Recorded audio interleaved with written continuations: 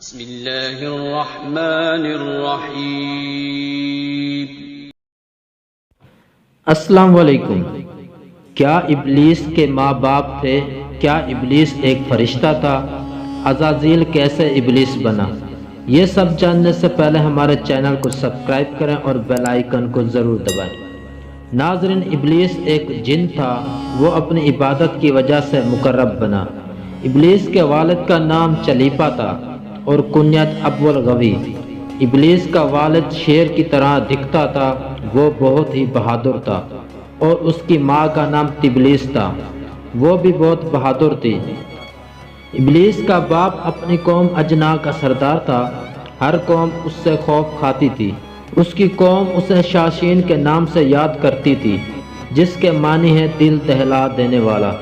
ابلیس کے والد نے اپنے قبیلے کے لیے بہت جنگیں لڑیں، اور ایک وقت ایسا آیا کہ تمام قبائل اس کے زیر نگی ہو گئے، اور یہی وہ وقت تھا اس کی قوم غرور اور تکبر میں مبتلا ہو گئی اور خون خرابہ کرنے لگی۔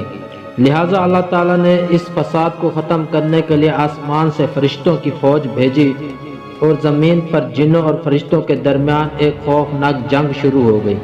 ابلیس کے والد سمیت زیادہ تر جن مارے گئے اور باقی غاروں میں چھپ گئے، کچھ سمندروں کے پار چلے گئے۔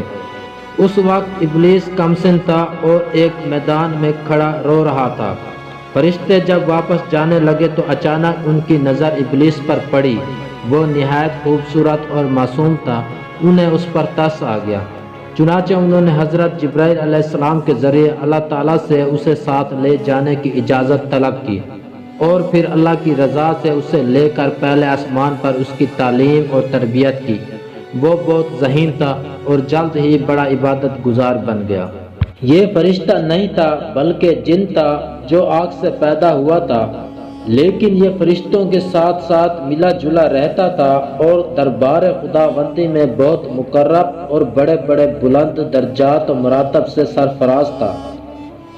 ابلیس 40,000 برس تک جنت کا خزانچی رہا اور 80,000 برس تک ملائکہ کا ساتھی رہا، اور 20,000 برس تک ملائکہ کو واعظ سناتا رہا، اور 30,000 برس تک مقربین کا سردار رہا، اور 1,000 برس تک روحانین کی سرداری کے منصب پر رہا، اور 14,000 برس تک عرش کا طواف کرتا رہا۔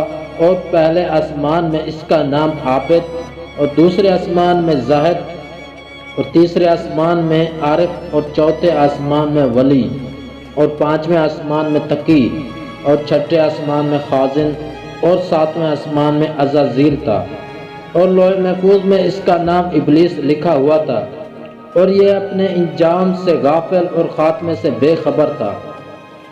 لیکن جب اللہ تعالیٰ نے حضرت آدم علیہ السلام کو سجدہ کرنے کا حکم دیا تو ابلیس نے انکار کر دیا، اور حضرت آدم علیہ السلام کی تحقیر اور اپنی بڑائی کا اظہار کر کے تکبر کیا۔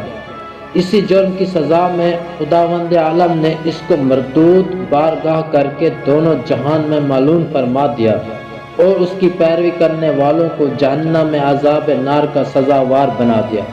چنانچہ قرآن مجید میں ارشاد ربانی ہوا کہ اللہ نے فرمایا، کس چیز نے تجھے روکا کہ تو نے سجدہ نہ کیا جب میں نے تجھے حکم دیا تھا؟ بولا، میں اس سے بہتر ہوں، تو نے مجھے آگ سے بنایا اور اس سے مٹی سے بنایا۔ فرمایا، تو یہاں سے اتر جا، تجھے نہیں پہنچتا کہ یہاں رہ کر غرور کرے، نکل، تو ہے ذلت والوں میں۔ بولا، مجھے فرصت دے اس دن تک کہ لوگ اٹھائے جائیں۔ فرمایا، تجھے مہلت ہے۔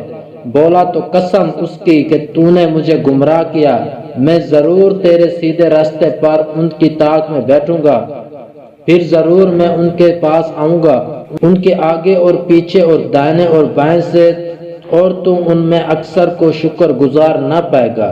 فرمایا، یہاں سے نکل جا، رد کیا گیا راندہ ہوا، ضرور جو ان میں سے تیرے کہے پر چلا میں تم سب سے جہنم بھر دوں گا۔